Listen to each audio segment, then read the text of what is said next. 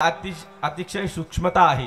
कर्मामध्ये आपल्याकडून चूक होऊ शकते। कर्मना गहनो गती असं म्हटलेलं आहे गीता शास्त्रामध्ये। आणि त्या कर्माची सूक्ष्मता आपल्याकडून नकळत काही करायचं राहून जातं आणि तो राहिलेला शेष भाग या हरिकीर्तनाच्या माध्यमातून त्याची उणीव ही भरून निघत असते। आणि म्हणून हे कथा कीर्तनाचं आयोजन आपण करत असतो। आणि म्हणून या ठिकाणी त्रिदिनीय हा उत्सव त्यांनी ठेवलेला आहे। आनंदाची गोष्ट आहे। प्रत्येक मनुष्य हा 4 आश्रमातून जात असतो। 4 प्रकारचे आश्रम आपल्या वैदिक संस्कृतीमध्ये सांगितलेले आहे। ब्रह्मचर्य आश्रम, गृहस्थ आश्रम, वानप्रस्थाश्रम आणि चौथा आहे संन्यास आश्रम। असे 4 आश्रम आहेत। त्यातील असणारा हा गृहस्थाश्रम आणि त्या गृहस्थाश्रमामध्येही काही कर्तव्य मनुष्याला सांगितले। त्याचबरोबर काही वेगवेगळ्या कालावधीमध्ये वेगवेगळे कर्तव्य सांगितलेले आहे शास्त्राने। ब्रह्मचार्य अवस्थेमध्ये असताना काय करायचं, गृहस्थाश्रमामध्ये आल्याच्या नंतर काय करायचं, वानप्रस्थामध्ये काय करायचं आणि संन्यास आश्रमामध्ये काय करायचं। विठ्ठल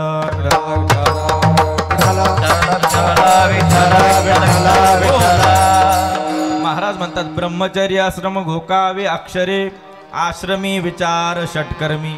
6 प्रकारचे कर्म हे गृहस्थाश्रमी मनुष्याला सांगितलेले आहे शास्त्राने।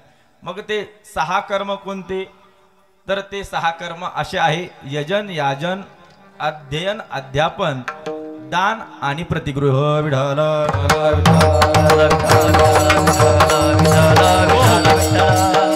प्रतिगृह म्हणजे काय, तर अर्थसंचय असेल। जे आपल्याकडे 4 पुरुषार्थ सांगितले जातात, धर्म, अर्थ, काम आणि मोक्ष। धर्म अर्थ, दुसरा जो पुरुषार्थ आहे अर्थ पुरुषार्थ।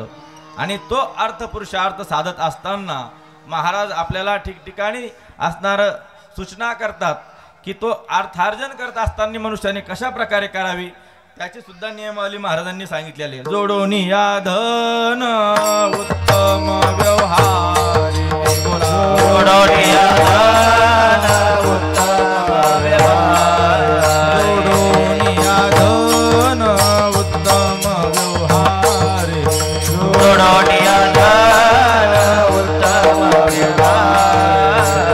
उदास विचारे वेच करी, विचारे वेच करी, उदास विचारे वेच करी, उदास विचारे वेच करी।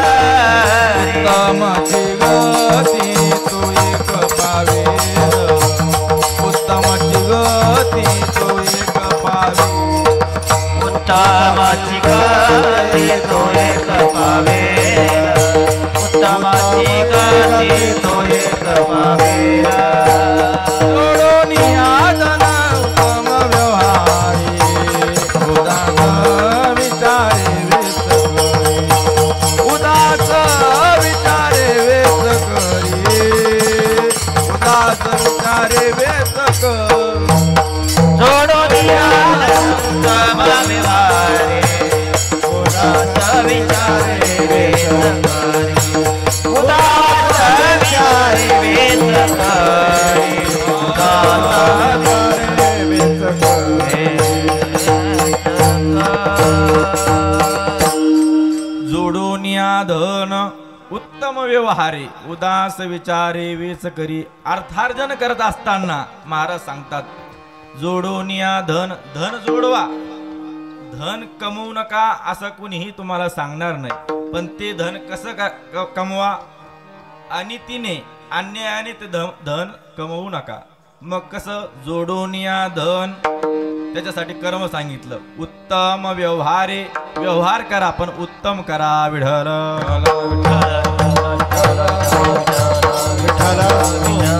कारण मनुष्याला 3 प्रकारच्या गरजा अत्यंत महत्वाच्या आहे। अन्न, वस्त्र आणि निवारा ह्या मनुष्याच्या मूलभूत गरजा आहे। मनुष्याला सकाळी उठल्या उठल्या खायलाही लागतं, अंगावर परिधान करायला वस्त्रही लागतं, आणि तिसरी गरज निवारा, आपल्याला राहण्याकरता घरही लागतं, म्हणून घरही बांधावं चांगलं आमच्या सुरेश महाराज सारखं. पण ते घर बांधत असताना पैसा त्याच्याकरता जो पैसा जमवायचा आहे तो कसा जमवायचा? जोडून या धन उत्तम व्यवहारे. आणि अशा रीतीने महाराजांनी जी आपल्याला पद्धत सांगितली त्या पद्धतीने जर आपण अर्थार्जन केलं, पैसा कमवला आणि घर बांधलं, तर त्या घरात साक्षात भगवान परमात्म्याचा वास असतो. विठ्ठल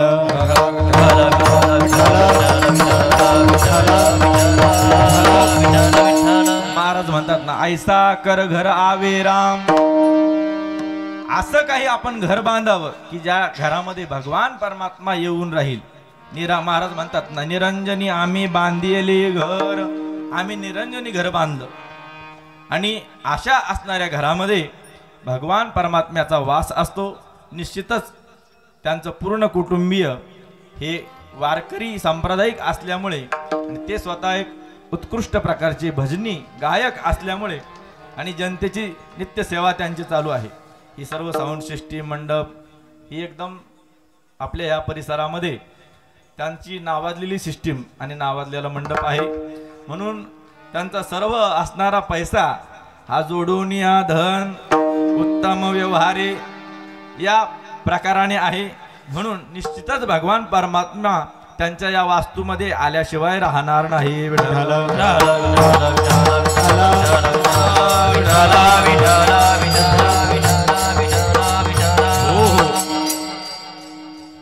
अगोदर मी हाच अभंग सेवेकरता घेणार होतो, जोडून या धन, पण म्हटलं आता कोणीतरी घेईल पुढे, म्हणून मी सोडून दिला. आज या उत्सवाचा प्रथम दिवस आहे आणि त्यांचा गृहप्रवेश आहे. या वास्तूचा शुभारंभ आहे, म्हणून आरंभाला मंगलाचरण असावं, मंगलाचरण व्हावं हा वारकरी संप्रदायाचा दंडक आहे. आणि त्या नियमाप्रमाणे आपण वैदिक आपली संस्कृती आहे की कुठलंही कार्य आरंभ करण्यापूर्वी मंगलाचरण. आपण साधी शेतामध्ये जरी कशाची पेरणी करायला निघालो तर पूर्वीचे शेतकरी करायचे, पेरायला सुरुवात करायच्या अगोदर त्याच्यावर कुंकू वगैरे आपलं गुलाल वाहून दगड ठेवून त्या दगडावरच तोच देव त्याच्यावरच नारळ फोडून आपला कार्यक्रम सुरू करायचे. किंवा कांदे लावणी असेल, ऊस लावणी असेल, कांद्याचं नाव ना घेऊ, चातुर्मास चालू आहे, आणखी त्यात लाईव्ह विठ्ठल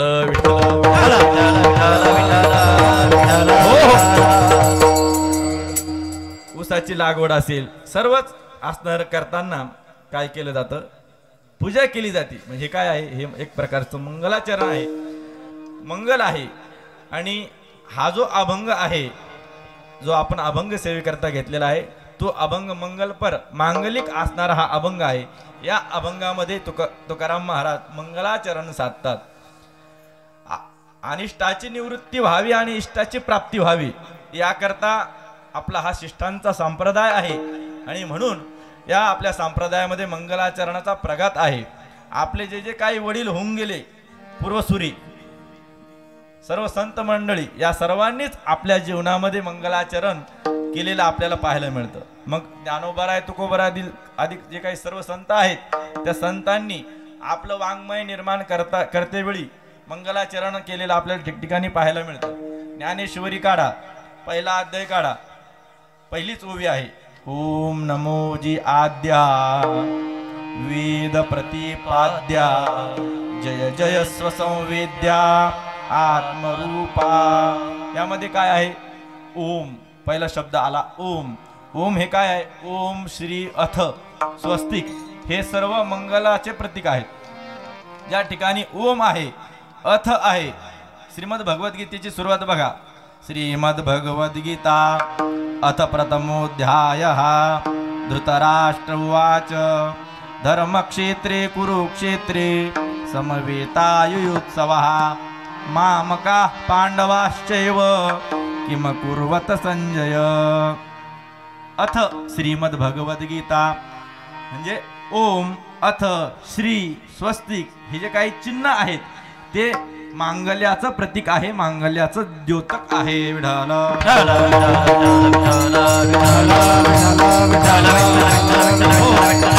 का मंगलाचरण करायचं?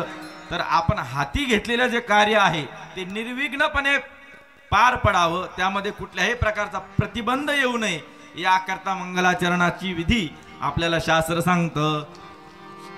शास्त्रकार म्हणतात मंगलाचरण का करायचं? अशुभानि निराचेष्टे नोति शुभ संततिं स्मृती मात्रेण यत्पुंसा ब्रह्मतन मंगलम परम. जीवनात अतिकल्याण प्राप्त व्हावं, अनिष्टाची निवृत्ती व्हावी याकरता सर्वच संतांनी, सर्वच असणारे वेदबुद्धी जेवढे काही ऋषीमुनी आहेत सर्वांनीच आपल्या या परंपरेमध्ये मंगलाचरण केलेलं आहे आणि म्हणून आपणही मंगलाचरण करावं. मग मंगलाचरण ज्या अभंगामध्ये भगवान परमात्म्याच्या रूपाचं गुणाचं वर्णन आलेलं आहे, अशा प्रकारचे कुठलेही अभंग सेवेकरता घेऊन त्यामध्ये भगवान परमात्म्याच्या नामचिंतनाचं आपण गुणगान केलं म्हणजे मंगलाचरण होतं. विठ्ठल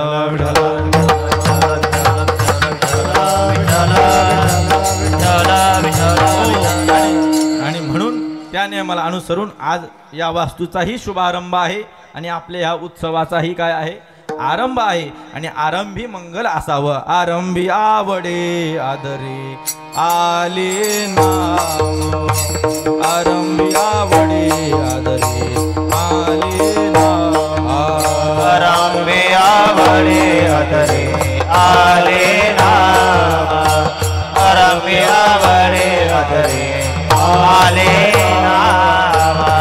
सकळ सिद्धी जगी झाले पूर्ण काम, तिने सकळ सिद्धी जगी झाले पूर्ण काम.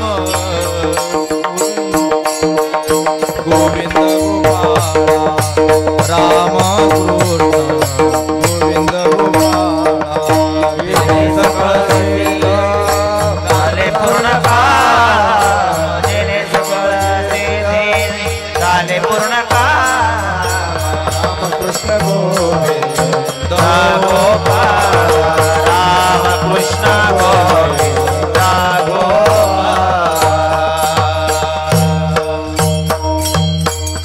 आरंभी आवडे आदरे आले नाम. त्याने काय झालं? तेने सकळ सिद्धी जगी झाले पूर्ण काम. आपण हाती घेतलेलं जे कार्य आहे ते पूर्णत्वाला जावं, त्यामध्ये कुठलाही प्रतिबंध येऊ नये असं जर आपल्याला वाटत असेल तर मंगलाचरण केल्याशिवाय राहू नये. विठ्ठल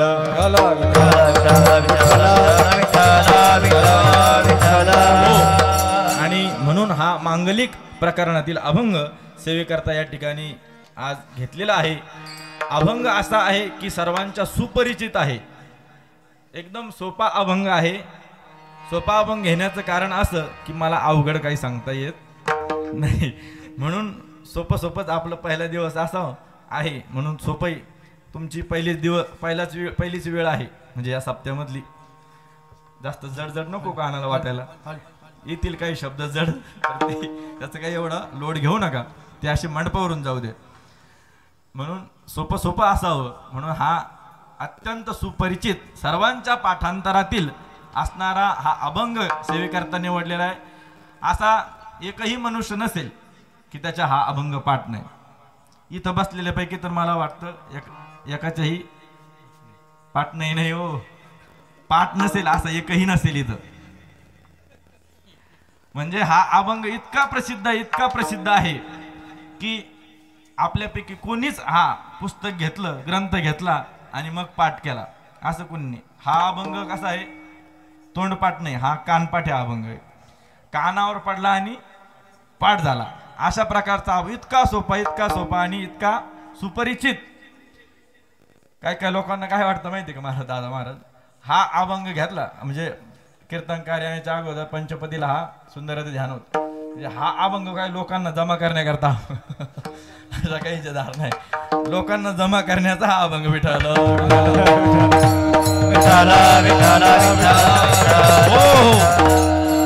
म्हणजे आपल्या कुठल्याही वारकरी संप्रदायाच्या साधनेमध्ये मग तो काकडा असू द्या, दुपारचं गाता भजन असू द्या, संध्याकाळचा हरिपाठ असू द्या, कीर्तन असू द्या, तर त्या प्रत्येक असणाऱ्या या उत्सवामध्ये हा अभंग नित्यनियमाने घ्यावाच लागतो. असा अत्यंत सुपरिचित अभंग आहे. मग अत्यंत परिचित आहे, ओळखीचा आहे म्हणून त्याच्या अर्थाकडे आपण जायचंच नाही का? आपण फक्त आपल्याला वाटतं काय सुंदर आहे ध्यान का अभंग आहे माहितीच आहे आपल्याला, पण त्याचं यथार्थ अर्थबोध आपल्याला व्हावा या दृष्टीनेही या अभंगाकडे कधीतरी आपण पाहिलं पाहिजे. आणि या हेतूनेच या अभंगाचा प्रपंच आहे. सुंदर असणारा अभंग आहे. अभंग जगद्गुरु तुकोबरायांचा आहे आणि वर्णन ते या ठिकाणी करतात आपल्या आराध्याचं. या अभंगाची खासियत अशी आहे, हा पूर्ण अभंग तुम्ही बघा. म्हणा बरं. सुंदर ते ध्यान उभे विटेवरी करकटावरी ठेवून तुळशी हार गळा कासे पितांबर आवडे निरंतर हिची जान मकर कुंडली तळपती श्रवणी कंठी कौस्तुभ म्हणे विराज तुका म्हणे माझे हेची सर्व सुख पाहिना श्रीमुख आवडीने. या पूर्ण अभंग बघा. महाराजांनी मी पहिलंच प्रतिज्ञा वाक्य बोललो, आपलं आराध्य जे आहे त्या आराध्य परमात्म्याचं वर्णन या अभंगात महाराजांनी केलेलं आहे. पण ज्याचं वर्णन केलं त्याचं नाव सुद्धा नाही घेतलं कुठं. पूर्ण अभंगात बघा देवाचं नाव आहे का कुठं? पांडुरंग विठ्ठल श्रीहरी आहे का कुठं? कुठंच भगवान परमात्म्याचं नाव नाही, पण वर्णन सगळं त्याचंच आहे. विठ्ठल विठ्ठल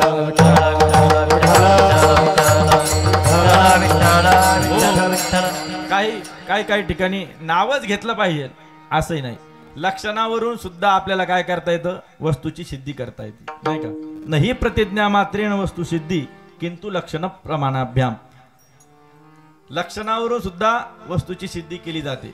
त्या ठिकाणी नावच घेतलं पाहिजे असं नाही. या अभंगात ज्या परमात्म्याचं ज्या देवतेचं वर्णन आलेलं आहे त्या वर्णनावरून आपण निश्चितच तर्क लावू शकतो की या अभंगात वर्णन कोणाचं आहे? भगवान पांडुरंग परमात्म्याचा आहे, विठ्ठलाचा आहे. बघा तुम्ही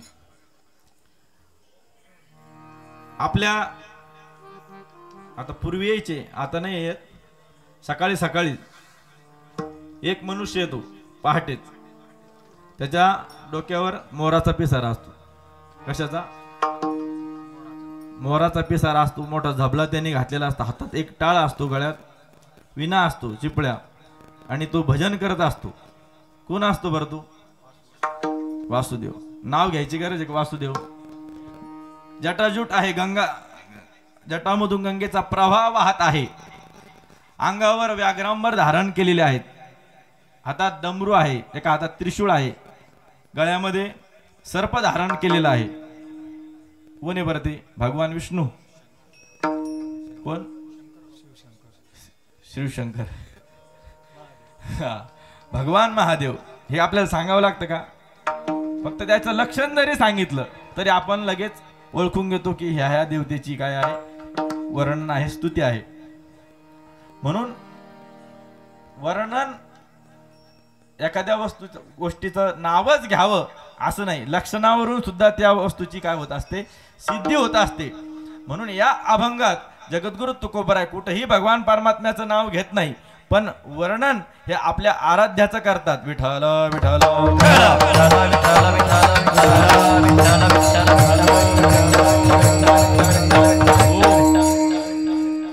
एक दृष्टांत याच्या करता, सिद्धी करता.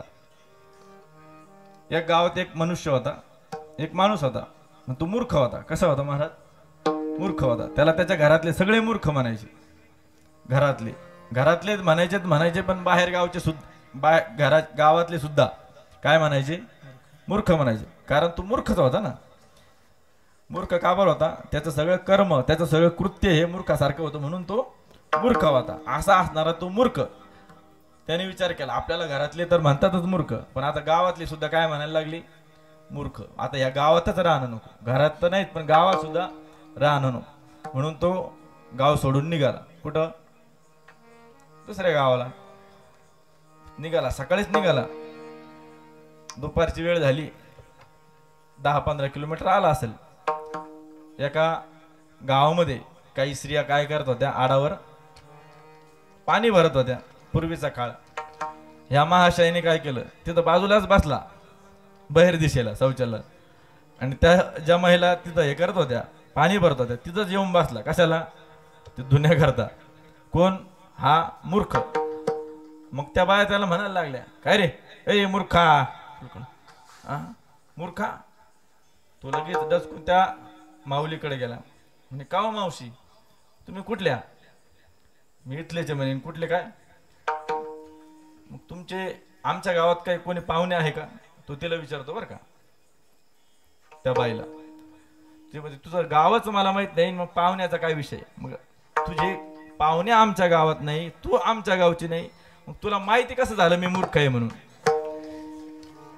तुला माहिती कसं झालं मी मूर्ख आहे? आता तुम्ही मला सांगा, तो मूर्ख आहे हे त्याच्या कपाळावर लिहायची गरज आहे का? कारण त्याचं कृत्य कसं आहे मूर्ख सारखं आहे. म्हणून लक्षणावरून वस्तूची सिद्धी होते. विठाला विठाला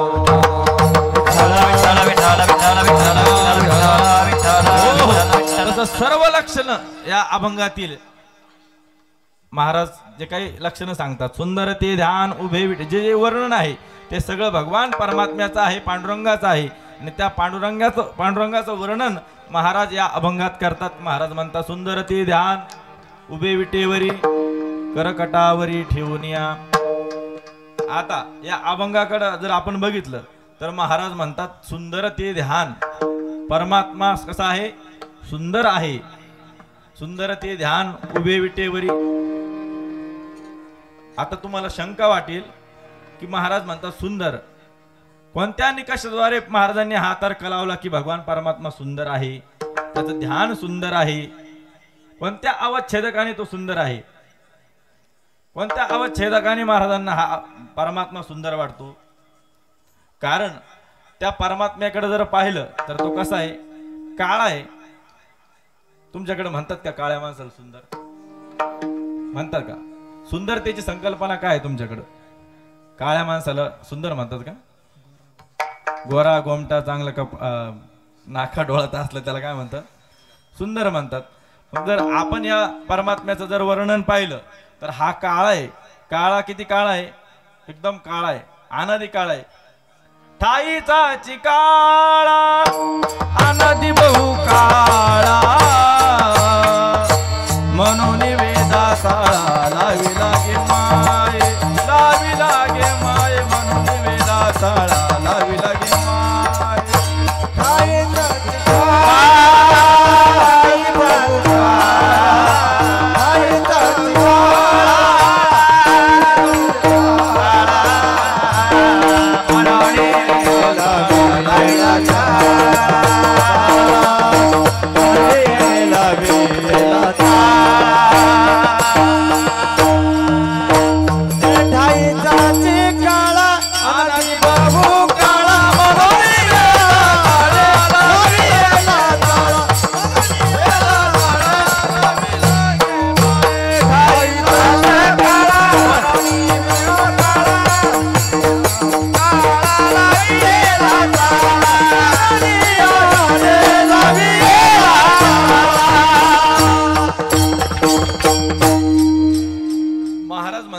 हा कसा आहे? ठाईचा काळा अनादी बहु काळा. हा ओरिजिनल काळा आहे. कसा आहे? ओरिजिनल काळा आहे. तो एक दोन जन्माचा नाही, अनादी बहु काळा. अनादी काळापासून हा काळाच आहे. तरी महाराज म्हणतात की सुंदर ते ध्यान. मग महाराजाला सुंदर कसा वाटतो? बरं जाऊ द्या, सुंदर काळा जरी असला, आपल्याकडे म्हण आहे ना काय, वानात नाही पण गुणात असलं तरी त्या गुणावर वानावर काय होतं? पांघरून टाकलं जातं. गुण जर असले तर नाही का, जर दिसायला चांगला नसला पण मग काहीतरी म्हणतो, काहीतरी काम करतो, तर आपण म्हणतो तर वान नाही पण गुणात चांगला आहे. पण याचा जर गुणाचा जरी विचार केला आपण या परमात्म्याचा, याचे गुण कसे हो? याचे गुण म्हणजे हा अट्टल चोर आहे. अट्टल चोर कोण आहे? अट्टल चोर आहे. याच्यासारखा चोरच नाही दुसरा. याच्या चोरीची दखल पुराणात आहे. पुराण ऐसा पुराण प्रसिद्ध चोर, ऐसा पुराण प्रसिद्ध चोर,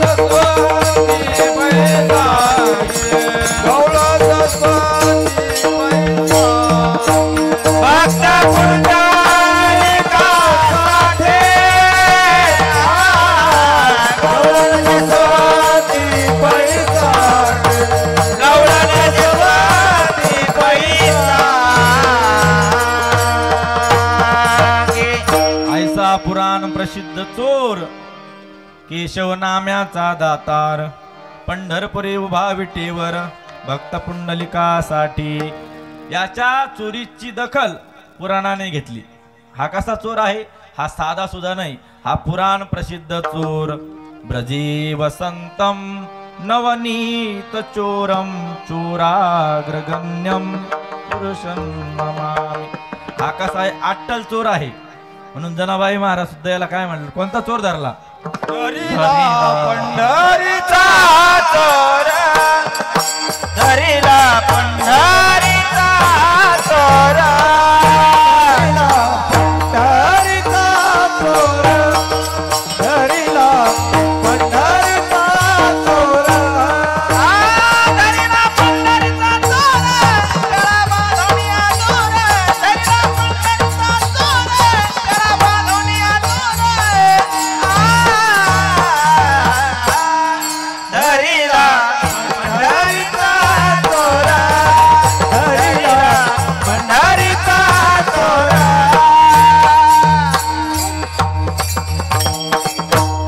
धरिला पंढरीचा चोर.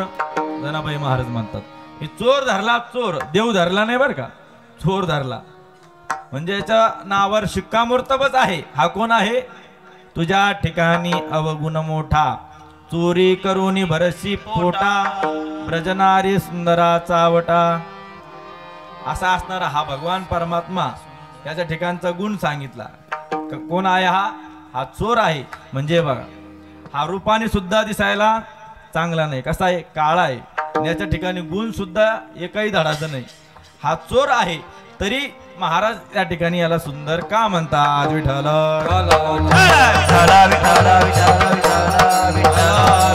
हो. बुद्धिवादाने जर आपण विचार केला तर आपलं तुमचं आमचं सर्वांचं बरोबर आहे, पण भावनेच्या दृष्टीने जर विचार केला तर महाराजांचंच बरोबर आहे. कसं? संतांना देव सुंदर वाटतो. का सुंदर वाटतो? तर त्यांची देवाकडे बघण्याची जी भावना आहे, जी भूमिका आहे, ती प्रेमातून आहे, अंतःकरणातून आहे. ते वरपांगी दृष्टीने भगवान परमात्म्याकडे पाहत नाही, तर अंतःकरणातून प्रेममय दृष्टीने त्यांच्याकडे पाहतात. एकदा बघा, बादशाह बिरबल बादशाह अकबर बादशाह बिरबलाला सांगतो. उलट झालं होतं काय? सांगत जा ना मग.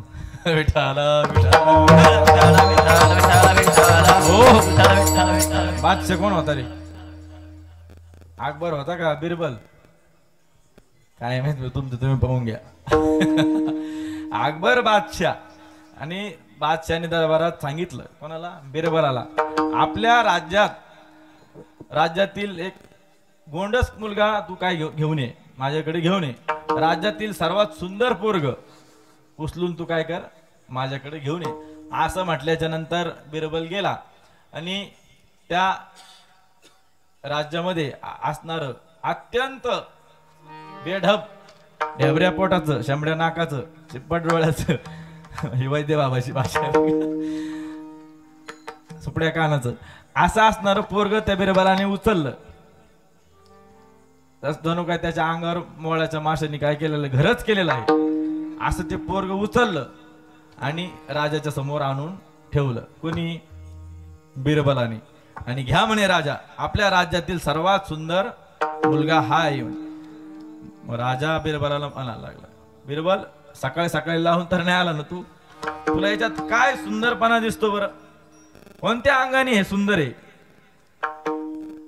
राजा म्हणे, बिरबल राजाला म्हणतोय, राजा तुम्हाला जरी हा सुंदर दिसत नसला, याच्या आईला बोलवा म्हणे. त्याच्या आईला विचारा हा सुंदर आहे का कसा. त्याच्या आईला बोलवण्यात आलं.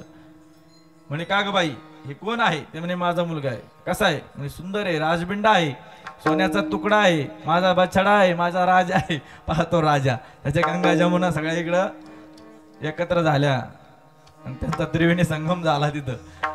असा असणारा त्याचा तो सोन्याचा तुकडा हा त्या आईला काय वाटतो? सुंदर वाटतो. राजाच्या दृष्टीने जरी तो सुंदर नसला, पण आईच्या दृष्टीने जर त्याला पाहिलं तर तो कसा दिसतो? सुंदर. कारण त्या आईचं वात्सल्य आहे, प्रेम आहे, प्रेममय दृष्टी त्याच्यावर असल्यामुळे तिला तो सुंदरच वाटतो. तसं संतांची जी दृष्टी आहे ती प्रेमाची दृष्टी आहे. भावनेच्या दृष्टीने संत महात्मे त्या देवाकडे पाहतात म्हणून त्यांना तो सुंदर वाटतो. विठ्ठल विठ्ठल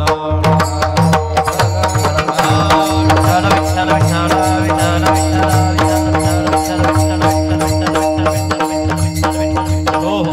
आणि म्हणूनच आज सेवेला घेतलेल्या अभंगात जगद्गुरु तुकोबराय आपला आराध्य परमात्मा जो आहे पांडुरंग परमात्मा त्या परमात्म्याच्या सगुण विग्रहाचं वर्णन करतात प्रथम चरणामध्ये.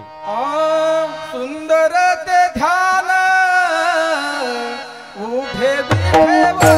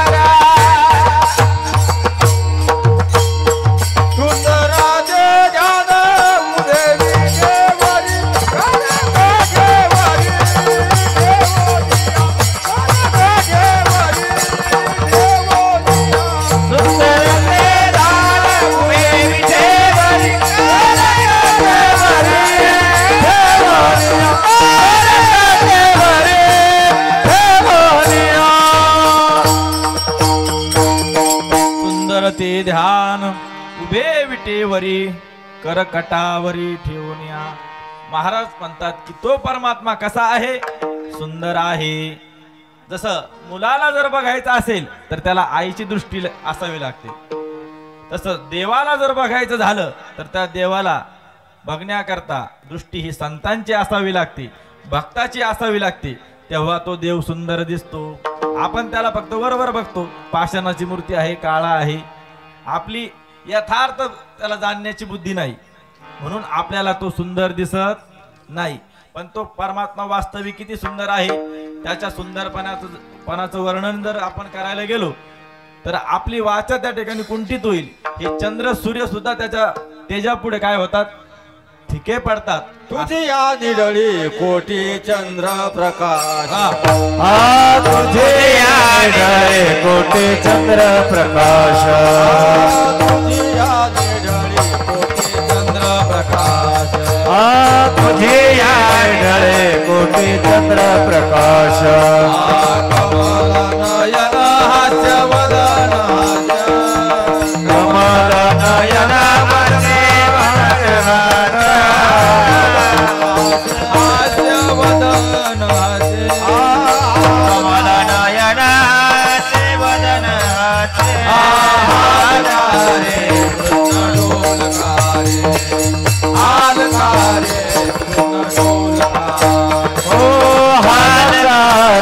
कृष्ण डोलकारे, हलकारे कृष्ण डोलकारे.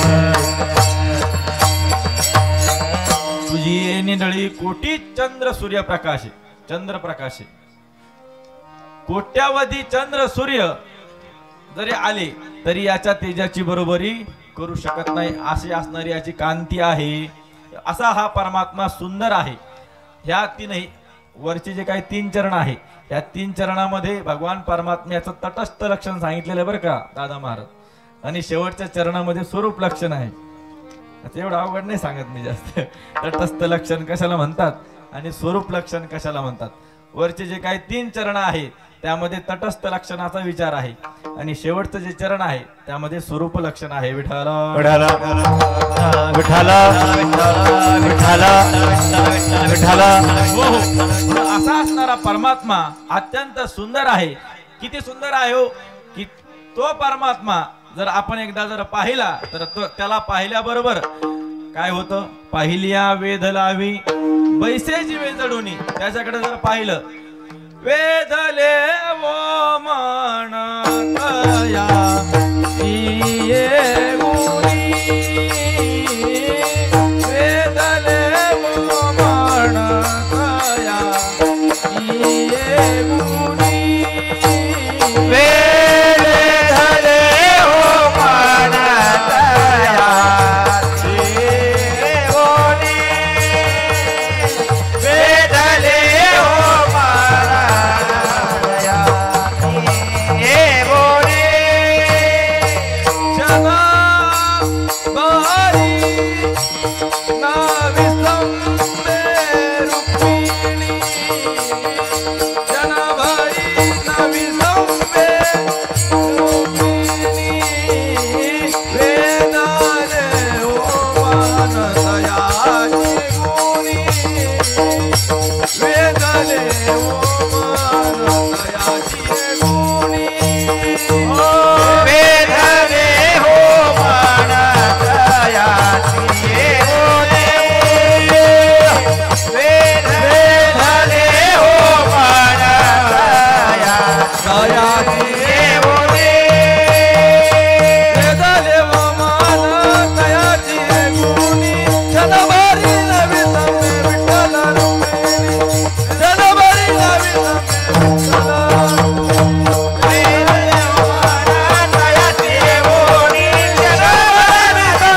विठ्ठल रुक्मिणी, जनबारी नवी संबे विठ्ठल.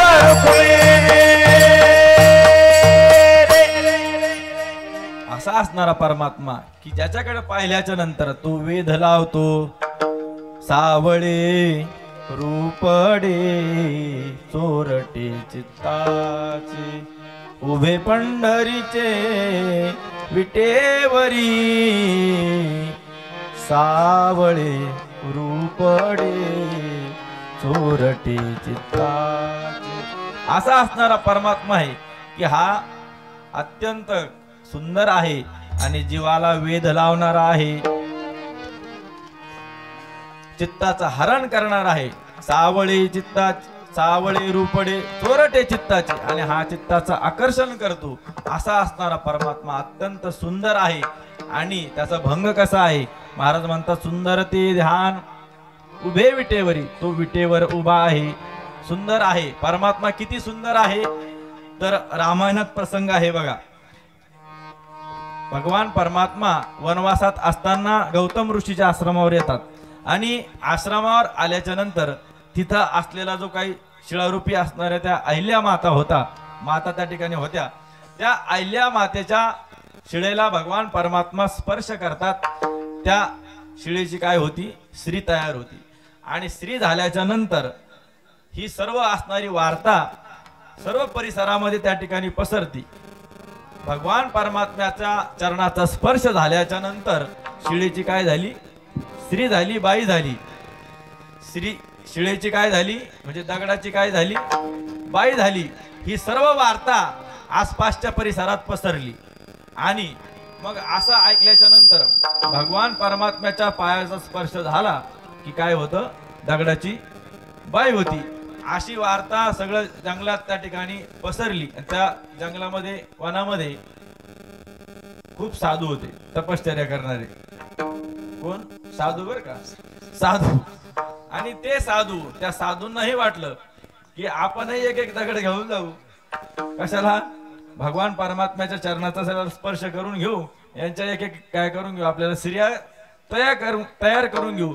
असं म्हणून ज्याला जेवढा झेपल मग ज्याला काहींनी 50 किलोची घेतली, काहींनी आपला दगड घेतला 50 किलोचा घेतला, काहींनी 70 किलोचा घेतला, काहींनी 1 क्विंटलचा घेतला दगड.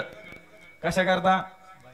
त्याची श्री करण्याकरता, बाई करण्याकरता. आपल्याला होतील बाबा तेवढंच वनामध्ये जेव घालण्याकरता कोण राहत नाही ना. आणि म्हणून आपल्याला झेपेल तसा दगड उचलला आणि ते निघाले कुठं? भगवान प्रभू श्री रामचंद्राकडे. आणि भगवान परमात्म्याला म्हणणार की हा जो दगड आहे याच्या आम्हाला काय करून द्या? स्त्रिया करून द्या, बाया करून द्या. असं म्हणायचे ते विसरून गेले. का विसरून गेले? भगवान परमात्म्याचा तो दिव्य तेज पुंज मदनाचा पुतळा भगवान परमात्म्याला पाहिलं आणि ते असं म्हणणार की आम्हाला याच्या स्त्रिया करून द्या.